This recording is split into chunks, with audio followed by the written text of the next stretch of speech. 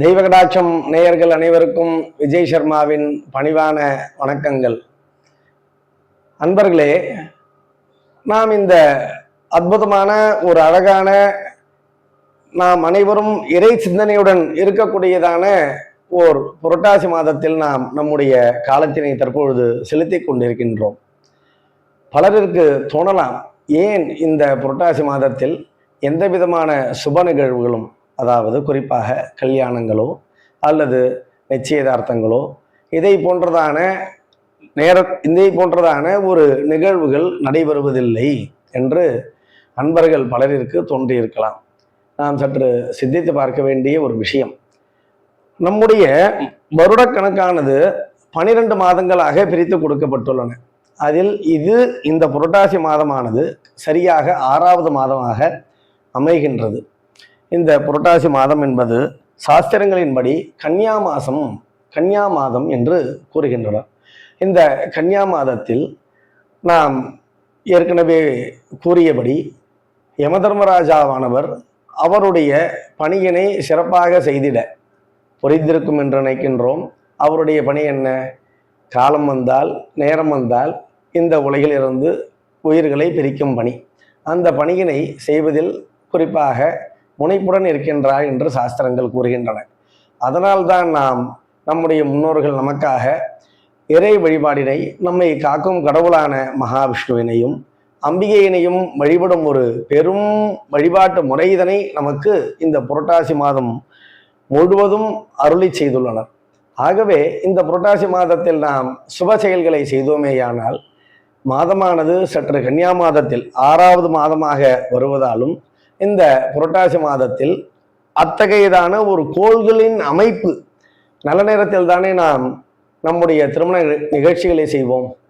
அந்த மாதிரியான ஒரு அமைப்பு, ஒரு திருமணம் நடைபெறுகிறது என்றால் அந்த இரு மனங்களும் ஒருங்கிணைந்து அற்புதமாக தங்களுடைய வாழ்க்கையினை நடத்திட வேண்டும். அதற்கு நவக்கிரகங்களின் அனுகிரகமும் அனுமதியும் பேரளவில் உதவி புரியும் என்பது நம்முடைய சனாதன தர்மத்தின் நம்பிக்கை. அத்தகையதான ஒரு அமைப்பானது இந்த புரட்டாசி மாதத்தில், அதாவது கன்னியா மாதத்தில் அமைவதாக சாஸ்திரங்கள் கூறவில்லை. ஆகவே தான் நாம் இந்த புரட்டாசி மாதத்தில் நாம் சுப நிகழ்ச்சிகளான கல்யாணங்கள், நிச்சயதார்த்தங்கள் போன்ற விஷயங்களை நாம் அறவே விடுத்து நம்மை காக்கக்கூடியதான விஷயங்களான இறை வழிபாட்டில் நம்முடைய சரீரத்தை தூய்மையாக வைத்துக் கொள்வது.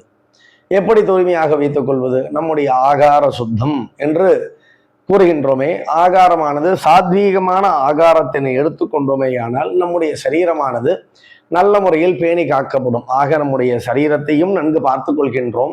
அதே நேரத்தில் இறை வழிபாடினை செய்து நம்முடைய அகத்தூய்மையையும் நம்முடைய மனத்தின் தூய்மையையும் நாம் புதுப்பித்துக் கொள்கின்றோம்.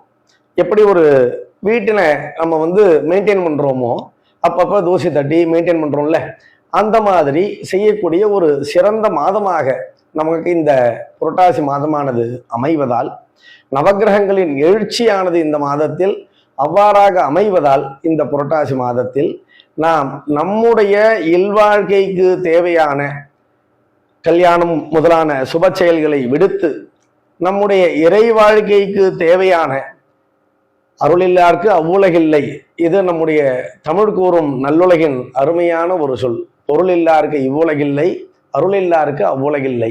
ஆக நாம் அவ்வுலகத்திலும் நாம் சென்று சுகமாக வாழ வேண்டும். அதற்கான ஒரு மாதமாக இந்த புரட்டாசி மாதத்தினை ஏற்படுத்தி, நவக்கிரகங்களின் அமைப்பும் இந்த மாதத்தில் அதற்கு ஏற்றாற்போல் இருப்பதினால் இந்த மாதத்தினை முழுவதுமாக இறை வழிபாடிற்கு ஏற்ற ஒரு மாதமாகவே நம்முடைய பெரியவர்கள் அமைத்தனர். ஆகவே தான் நம்முடைய இந்த சுப நிகழ்ச்சிகளான திருமணங்கள், நிச்சயதார்த்தங்கள் போன்றதான விஷயங்களை நாம் விடுத்து விடுகின்றோம்.